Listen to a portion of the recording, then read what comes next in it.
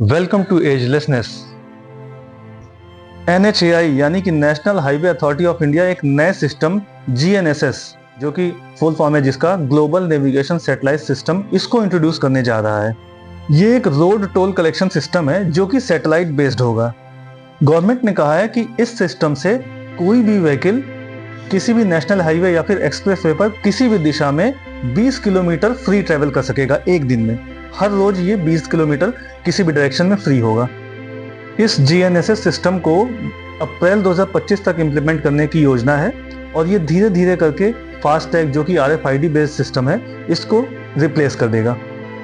हालांकि ऐसा नहीं है कि अप्रैल 2025 में जब GNSS बेस्ड जो ये टोलिंग सिस्टम है इसको लाया जाएगा तो फास्टैग को अचानक से हटा दिया जाएगा। शुरुआत में कुछ दिन दोनों साथ साथ चलेंगे और धीरे धीरे करके फास्टैग को हटाया जाएगा। अच्छा, इसमें जो व्हीकल है उसको सैटेलाइट के थ्रू ट्रैक किया जाएगा, यानी कि वो जितना चलेगा, जितनी डिस्टेंस वो ट्रेवल करेगा, उतना ही उसे पे करना होगा। जैसा कि पहले सिस्टम में था कि एक फिक्स्ड अमाउंट दे देना होता था जब भी टोल क्रॉस करते थे। इसमें ऐसा नहीं होगा।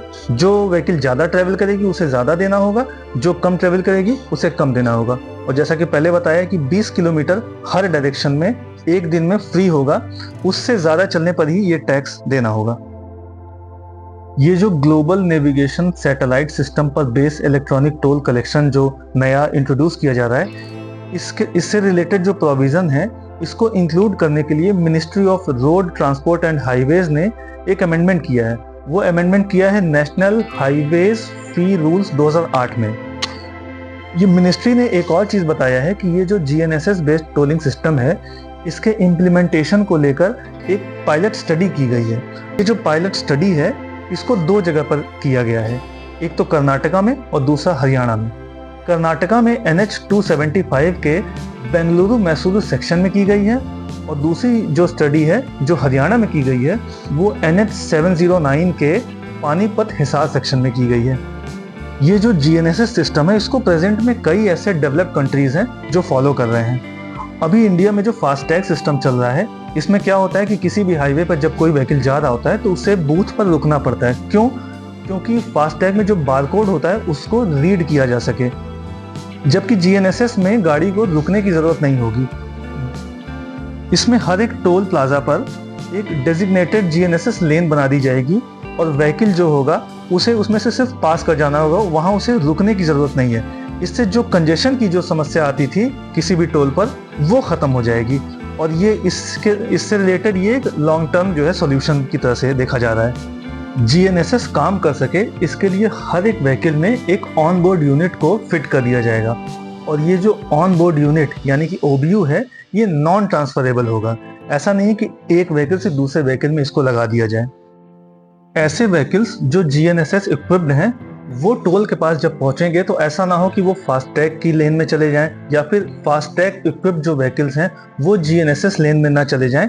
इसको दूर करने के लिए GNSS जो डेडिकेटेड लेन्स हैं उनमें कुछ स्पेशल साइंस लगाए जाएंगे, कुछ मार्किंग की जाएगी, कुछ अलग से लाइटिंग उसकी अलग होगी और कुछ ऐसे इक्विपमेंट्स लगाए जाएंगे जिससे दूर से ही आइडेंटिफाई किया जा सके कि ये GNSS लेन है, ताकि ये जो GNSS इक्विप्ड व्हीकल्स हैं ये हाई स्पीड में टोल को क्रॉस कर सकें। इससे टोल पर जो अननेसेसरी कंजेशन होता है वो तो अवॉइड ही होगा ही, साथ ही साथ जो व्हीकल्स हैं उनकी सेफ्टी भी बढ़ेगी और टाइम की बचत तो होगी ही। इसमें फिनटेक कंपनीज का रोल भी काफ़ी इंपॉर्टेंट है, क्योंकि ये जो पेमेंट मैकेनिज्म है इसको मीडिएट करने का काम ये फिनटेक कंपनीज ही करेंगी।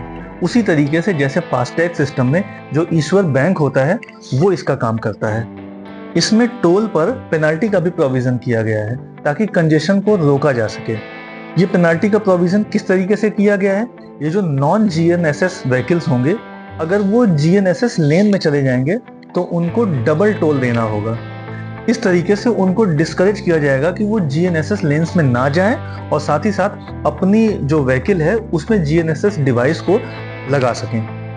शुरुआत में ये जो GNSS based electronic toll collection system है ये इम्प्लीमेंट किया जाएगा तो फास्टैग को भी साथ में चलाया जाएगा और जैसे जैसे ये जो GNSS इक्विप्ड व्हीकल्स हैं उनकी संख्या बढ़ती जाएगी, टोल पर GNSS लेन्स को धीरे धीरे बढ़ाते रहेंगे और जो अभी फास्टैग की लेन्स हैं उनको धीरे धीरे कम कर दिया जाएगा और आगे चल के सभी लेन्स को GNSS लेन्स में कन्वर्ट कर दिया जाएगा।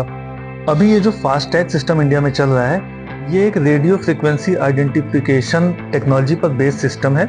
इसको इंडिया में 2015 में लॉन्च किया गया था और फरवरी 2021 तक आते आते इसको मैंडेटरी कर दिया गया पूरे इंडिया में। MORTH यानी कि ministry of road transport and highways के अकॉर्डिंग मार्च 2024 तक ये इंडिया में जितने भी टोल हैं उनमें जो भी पेमेंट्स हो रही हैं, उन पेमेंट्स का 98% से ज़्यादा फास्टैग के थ्रू हो रही हैं। आज की डेट में NHAI लगभग 1200 टोल प्लाजाज को मेंटेन कर रहा है और इन 1200 जो टोल प्लाजा हैं, इनके थ्रू 45,000 किलोमीटर के जो NH और एक्सप्रेसवेज हैं उनसे टोल कलेक्ट किया जा रहा है। तो इस तरह से ये जो GNSS बेस्ड जो टोल कलेक्शन सिस्टम है, इसके कई फायदे हैं। सबसे बड़ा फायदा तो ये है, और सबसे बड़ा और सबसे प्रैक्टिकल, जो 20 किलोमीटर का रिलैक्सेशन दिया गया है सभी दिशाओं में। कई बार क्या होता है कि कोई व्हीकल जहां से चलता है उसके आसपास ही 1-2 किलोमीटर में ही कोई ना कोई टोल होता है, जिसकी वजह से वो 2-3 किलोमीटर के लिए भी उसे टोल देना पड़ता है। तो ये इसका बहुत ही प्रैक्टिकल सोल्यूशन है। दूसरा इसका बेनिफिट ये होगा कि ये जो जाम लगता है, जो कंजेशन होता है टोल के आसपास, ये दूर हो जाएगा। तीसरा बेनिफिट ये है कि जितना चलेंगे उतना टोल लगेगा, यानी कि जो गाड़ियां ज़्यादा चलेंगी उनका ज़्यादा टोल और जो कम चलेंगी उनका कम टोल। कोई फिक्स रेट नहीं होगा।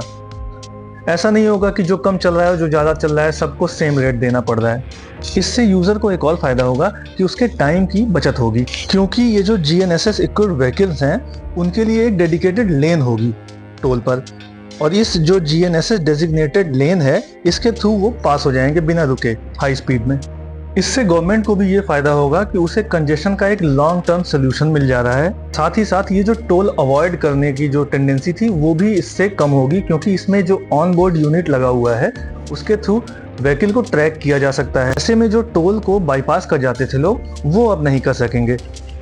और साथ ही साथ एक और फायदा इसका होगा कि जो टोल पर अननेसेसरी जो कॉन्फ्लिक्ट हो जाया करते थे वो भी अब नहीं होंगे इसमें, क्योंकि इसमें व्हीकल को टोल पर रुकना नहीं है, वो अपने डेडिकेटेड लेन से गुजर जाएंगे और उसको सैटेलाइट के थ्रू ट्रैक किया जाएगा। इस तरीके से ये जो सिस्टम है ये यूज़र और गवर्नमेंट दोनों के लिए ही फायदेमंद है। इसी तरह के और भी अपडेट्स जानने के लिए लाइक और सब्सक्राइब करें agelessness. Thank you very much.